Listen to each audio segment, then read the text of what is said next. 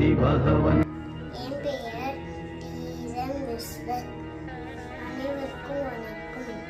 அடக்கம் அவ்வளவு வைக்கும் அடங்காமை ஆதிருள் வைத்திடம் காக்க பொல்ல அடக்கத்தை அகம் அணியும் மூஞ்சிலோ வைத்து செல்வண்டு சீமை பழுக்கும் அழிவடைந்து ஆற்றையெல்லாம் பெரிய எல்லை தெரியாத அறிஞர் தொட்டும் அழிவும் மான் பெரியது.